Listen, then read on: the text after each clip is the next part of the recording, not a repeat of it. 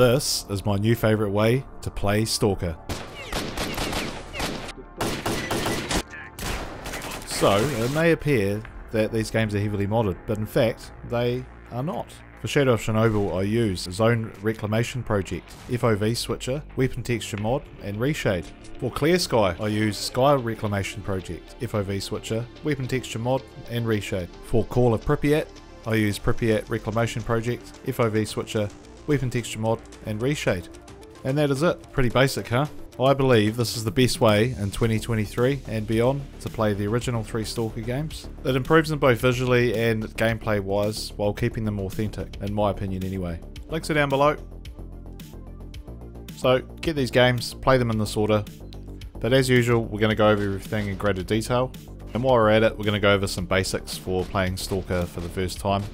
If you're new to the series or returning after a while, or if you're a dirty bugger that's only ever played Anomaly, this is Stalker. Stalker Shadow of Chernobyl is the game that started it all. It's the first game in the series and in my opinion it's the best one. Shadow of Chernobyl released in 2007 and was riddled with bugs and looked quite dated, but made up for it with its immersive gameplay and story. That brings us to today. Shadow of Chernobyl is very playable, as is, but still has many of the same problems that had at launch. So the community over the years have created their own patch called ZRP or Zone Reclamation Project, which consists of bug fixes and quality of life additions, such as being able to sleep. Yes, that's right, in the vanilla game you play as an insomniac. Right, so ZRP fixes all the back end and all the quality of life issues that the game had. But what about visuals? First of all, I recommend you use a small mod that allows you to adjust FOV, as the factory FOV is garbage.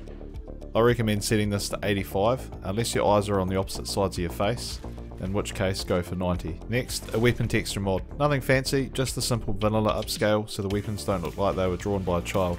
Lastly, on top of that, install Reshade for post-processing. This will make everything look really clean, and if you wish to add brighter colour and reflections, you can do it as well. That is it for Shadow of Chernobyl. Pretty simple. Now for Stalker Clear Sky, it's basically the same. Instead the community patch is SRP or Sky Reclamation Project, but everything else is the same: FOV, weapon texture and reshade. Clear Sky as is already a really nice looking game, but I think with these mods it looks and plays really nice. Don't skip Clear Sky, it's really fucking good. That brings us to the third game, Stalker Call of Pripyat.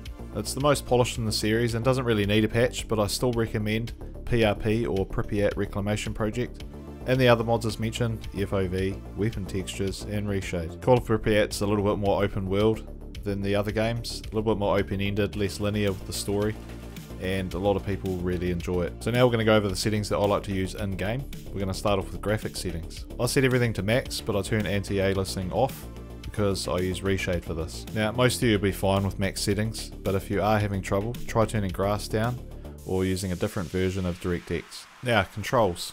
Stalker for some reason has a really strange control scheme. First and most important is healing and bandaging. I like to bind these to F1 and F2 respectively. You won't need this for Call of Pripyat, as F1 to F4 are used for quick items already. I like to swap sprint from X to shift key, low crouch walk to X, and crouch to mouse 4, but most of you bind it to C or control. The reason I bind crouch to mouse 4 is because spacebar is jump, my left thumb, and therefore it makes sense that crouch is my right thumb. In my head anyway. Moving on, I recommend changing the PDA to tab and detector to caps lock. Lastly, I like quick save on F5 and quick load on F7. These two are really important because you're going to be using them a lot. If there's anything else you might have a question about, I recommend you check out PC Gaming Wiki, no relation, and search for your desired game. The site is fantastic for all PC games. In fact, make sure you bookmark it. Right, so now you have everything set up, it's time to play. I recommend playing on either Stalker or Master difficulty.